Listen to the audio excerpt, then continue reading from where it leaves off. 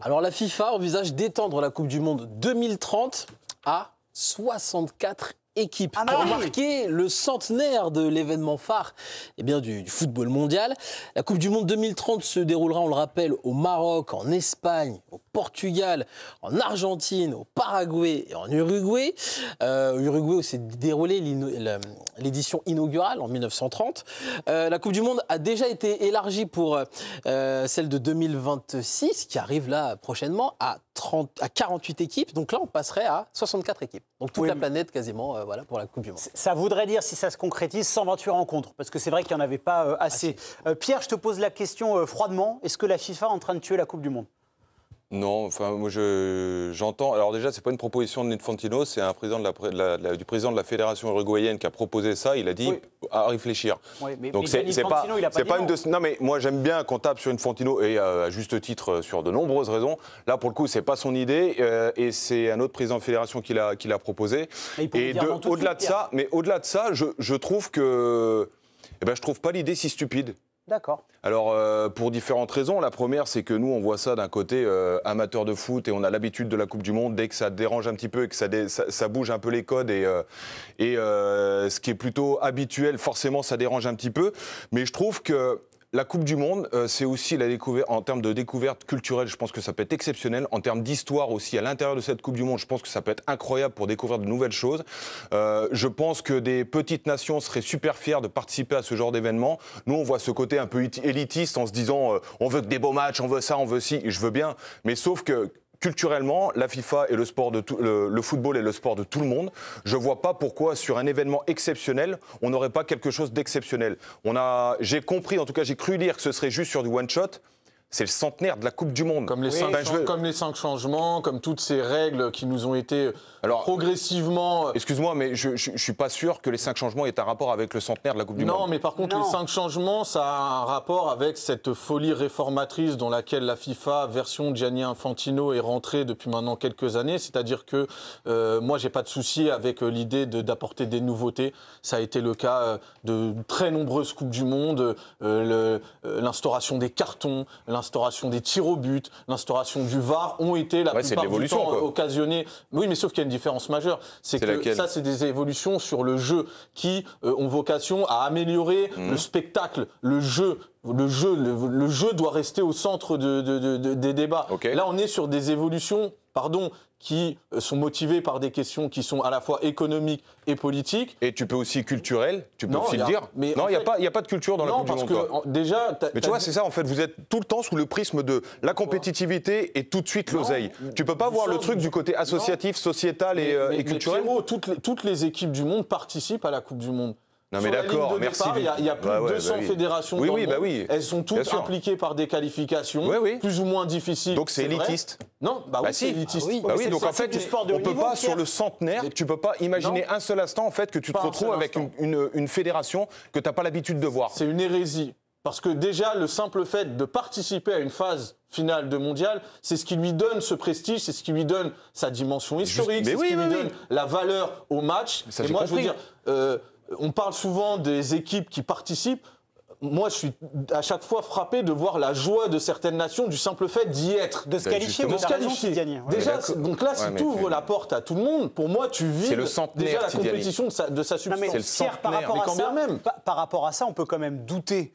Et là, je rejoins un petit peu Tidjani. À chaque fois qu'il y a une avancée pour faire plus de matchs, ou l'exemple des 5 changements, ça devait être temporaire, mais c'est resté en fait. C'est logique que ça reste. Oui, mais là pourquoi c'est logique parce que ça permet d'évoluer, de faire évoluer le football. On parle de trop de matchs, ça fait partie de l'évolution du foot. Tu vois sincèrement, la FIFA, s'ils font cette Coupe du Monde, 64 pays, 128 matchs, avec ce que ça rapporte en droit télé, revenir en arrière, si ça rapporte de l'oseille, ils vont le garder ce format, c'est une certitude. Mais attends, je suis pas en train de dire j'ai les contrats sous la main, je vais vous faire signer tout de suite. C'est pas ça. Ce que je dis, c'est que le mettre sur la table. Mais t'es partisan de l'idée. Je suis partisan de l'idée. C'est bien inquiétant, Pierrot. Mais parce que vous voyez uniquement votre confort et votre truc à vous en fait. Uniquement parce que la FIFA, la Coupe du Monde, c'est en club et en fait, on n'aurait jamais dû en mettre 64 déjà. Tu penses que la Coupe du Monde a besoin d'avoir 100 pays pour être la compétition la plus universelle du monde? Ce que t'as pas compris, c'est que c'est pas pour la Coupe du Monde, c'est pour le monde du football, c'est pour tout le monde. Arrêtons de nous regarder que nous.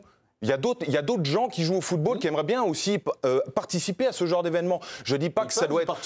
Mais ils peuvent y participer. S'ils ont une fédération qui a 2 millions d'euros de chiffre d'affaires, tu veux qu'ils fassent comment? Ils n'ont pas les moyens de payer les joueurs, ils font des déplacements en bus, ça n'a rien à voir. Et puis c'est aussi l'histoire du foot, à un moment, de rentrer dans le tournoi le plus exigeant. Et c'est vrai, tu as raison, le plus élitiste. Il faut que ça soit difficile d'y accéder. Alors faisons, allons directement aux demi-finales, comme ça c'est mieux. Non, Pierre, là t'es dans la caricature. Oui, mais vous aussi. Je vais passer la balle à Juju. Pour vous calmer un petit peu, vous dire que la Coupe du Monde, depuis qu'elle a été créée, eh bien, il y a toujours plus de participants. En 1930, pour la première, il y avait 13 pays. Entre 1934 et 78, 16.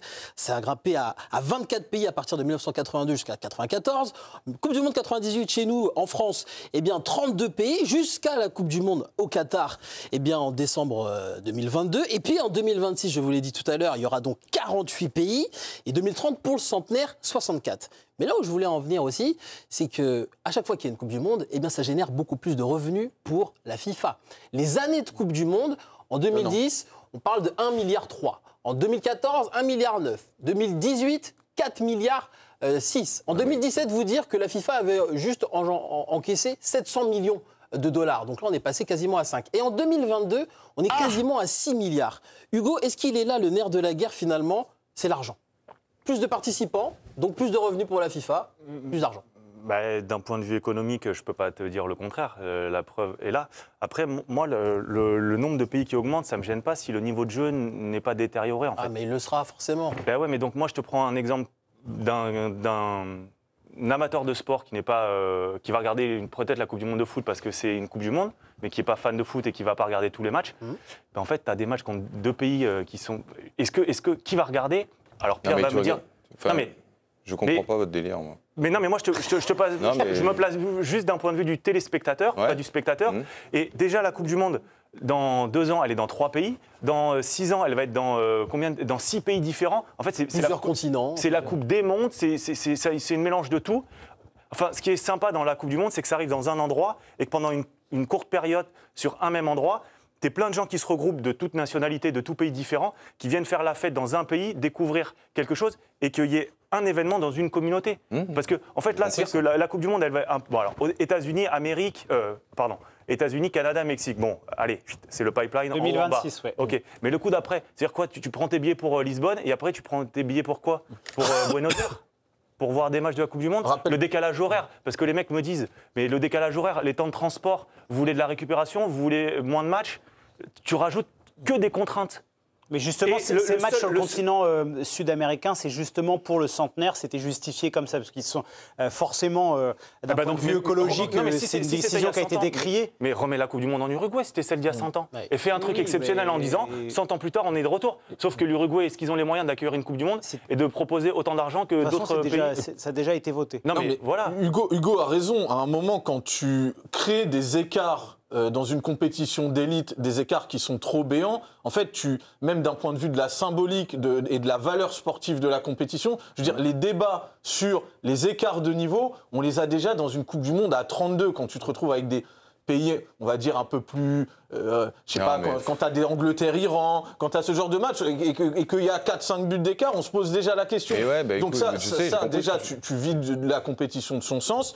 Tu vas lui enlever du sens historique aussi, parce que, pardon, mais moi, de voir que Miroslav Klose ou Ronaldo sont les recordman de buts et la valeur des buts qu'ils ont marqués, de savoir que Kylian Mbappé va mettre un... Mais non, parce que c'est ce qui construit l'imaginaire. Tu fais jamais rien, alors t'évolues jamais. Vous l'aurez dû bloquer comme en Uruguay, en fait. Moi, en fait, me dire que Kylian Mbappé va marquer un triplé contre Saint-Kitts et Nevis parce qu'on aura permis l'accès de cette compétition, et j'aurais pas de problème avec le fait que ces pays-là vivent un moment qui sera incroyable pour eux. Mais qu'est-ce qui est le plus important? Ce qui te dérange, c'est de ne pas pouvoir faire de comparaison? Non, moi, parce que moi, personnellement, je m'en fous. La nouvelle phase de Ligue en Ligue des Champions, on l'a changé, elle fait plus de matchs. S'il y a des records qui sont battus, c'est la loi du foot, c'est normal. C'est pas le même format, c'est la même chose. Moi, j'arrive pas à comprendre. Attends, Hugo, juste, mais ton niveau de jeu, on n'est pas tous en train de regarder la Coupe du Monde pour regarder uniquement des niveaux de jeu, faire des stats sur des paperboards et savoir qui c'est qui joue, comment, pourquoi. On s'en fout. Mais écoute, t'es aussi là pour. Moi, j'ai découvert avec la Coupe du Monde, j'ai découvert les supporters du Japon, comment ils se tenaient dans une tribune. J'ai découvert des nouvelles cultures. Mais tu peux me regarder comme ça. Moi, ça m'intéresse. Moi, je pense qu'il y a plus de gens qui sont happés par le fait qu'il y ait des supporters qu'on ne connaît pas qui vont venir, plus qu'en train de faire des schémas et de regarder les émissions de foot. L'ailier droit, il aurait dû rentrer à l'intérieur. Mais là, sur la Coupe du Monde, les gens s'en foutent. Il y a beaucoup plus de gens qui sont intéressés par la culture des gens. Pour moi, on est là dans un argumentaire infantinesque où on va brandir les vertus philanthropiques, et il est très fort pour le faire, pour nous expliquer que c'est pour l'universalité du football, c'est pour développer le football dans certaines régions du monde où il y a besoin... Non, c'est une logique de marché. À un moment donné... Mais l'un ne va pas sans l'autre. Non. Mais il y en a un qui est prioritaire par rapport à l'autre. C'est-à-dire que l'intérêt sportif, il est très loin derrière l'intérêt politique. Parce qu'à un moment... Mais c'est normal. Hein. Non, c'est pas normal. Si, c'est normal. Non, un hyper-président d'instance comme la FIFA ou comme l'UEFA qui fait des réformes pour politiquement s'arranger les faveurs aussi des futurs votants, donc ça me dérange. Tu veux quoi, un président d'association en fait? Non, ce que je veux, c'est un mec qui défend vraiment les intérêts du football et qui ne nous raconte pas d'histoire. Non mais d'accord, mais quand Julien me sort son plateau, là, son tableau avec les chiffres, avec l'augmentation des revenus, tu fais ça sur le handball, c'est pareil, tu fais ça sur le football américain, c'est pareil, tu fais ça sur le rugby, c'est la même chose. En fait, c'est l'évolution du marché qui fait qu'en fait tout augmente. C'est normal. L'évolution du marché, c'est la Chine qui n'est pas encore rentrée dans la logique football du monde, c'est l'Indonésie qui est un pays de quasiment 1 milliard de personnes qui est ouvert au football mais qui ne peut pas jouer la Coupe du Monde. Bah non, ils n'ont pas le droit, tu veux pas. Tu veux pas qu'ils jouent. Bah oui, mais tu peux pas rentrer parce qu'ils n'ont pas le niveau. Donc en fait, on les laisse là-bas. On veut pas savoir ce qu'ils font. Tu as parlé du Japon. Le Japon, je crois, la première Coupe du Monde, si je dis pas de bêtises, c'est en 98. Ils rentrent, ils font 3 défaites. Ils n'auraient pas eu le droit de rentrer en fait. Il a beaucoup travaillé. Et voilà, à un moment donné, c'est le travail aussi, le travail d'une fédération qui, au lieu de convoquer le bon vouloir d'Infantino, bosse de travailler au Japon. T'as vu les moyens financiers qu'ils ont au Japon? Tu penses que toutes les fédérations ont les moyens financiers du Japon? Les culturels, les deux. Plus, Pierrot. Les deux.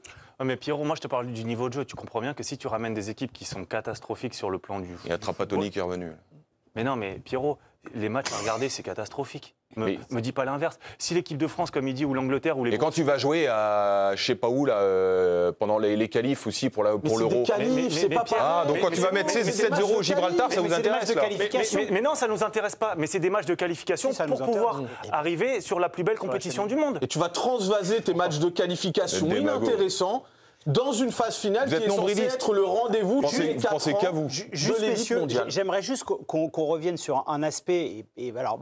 Tidiane a dit beaucoup de choses dans son argumentaire. Pierre, j'aimerais t'entendre juste là-dessus. C'est sur le prestige de la Coupe du Monde. Tu n'as pas peur que cette décision abîme le prestige? En fait, le prestige, je le mets de côté et je le mets sur un autre levier. C'est-à-dire que le prestige de... La qualification, c'est dur d'être en Coupe du Monde, pas de problème, c'est les 100 ans. Événement exceptionnel, tu fais un truc exceptionnel. Pars sur un truc... Est-ce que toi, tu penses que ça sera un one-shot? On sait bien que c'est faux. Moi, c'est mon idée, c'est comme ça que ça allait présenter et que c'est écrit. Après, s'il faut deviner ce que va penser la FIFA derrière, moi, j'en sais rien. Mais il n'y a aucun autre moyen de marquer le coup. Mais je ne sais pas, moi. Attends, le sujet, le débat, c'est ça. Moi, je parle de ça. J'ai pas fait de réunion avec moi-même pour savoir ce que je pouvais faire. On a déjà eu quand l'UEFA, par exemple, veut nous faire pareil l'anniversaire du championnat d'Europe et qu'ils nous font un euro dispatché aux 4. Mais bien sûr. Moi, j'ai pas eu l'impression que c'était une réussite incroyable. Moi non plus. Parce que l'Angleterre qui joue tous ses matchs à Wembley, pendant que les autres, ils vont à Bakou, à Bilbao et je ne sais où. Mais je suis d'accord. Pareil, sur la logique sportive. Yannick, il y avait le Covid aussi qui a modifié pas mal de choses pour cet euro. Mais l'idée de base, je suis d'accord avec toi, elle n'était pas bonne. Tu cherches un moyen de marquer le coup, et au final, tu te rends compte que ça ne rentre pas dans une logique sportive qui sert le tournoi. Mais même les spectateurs. Hugo, pour conclure, après on va en spectateurs. Non, mais les spectateurs, enfin, on en revient. Moi, je suis désolé. Combien de gens veulent aller à la Coupe du Monde? Tu prends tes billets. Bah ouais, mais tu prends tes billets comment? Tu fais quoi? Tu vas où? Ah mais attends, mais t'es pas obligé de faire tous les stades non plus. Je veux dire, il y a des gens qui, quand ils vont au Portugal, ils sont capables aussi, ils ont peut-être envie aussi d'aller voir un match. Même t'es pas obligé d'aller voir celui en Uruguay et celui au Portugal. Allez, on y va, messieurs. C'est un événement exceptionnel, c'est qu'il soit un endroit et qu'il regroupe tout le monde sur cet endroit pendant une période donnée. Nul doute qu'on va en reparler de cette possible décision de la FIFA. Enfin, globalement, sur les dernières années, la FIFA et l'UEFA sont rarement bien inspirés.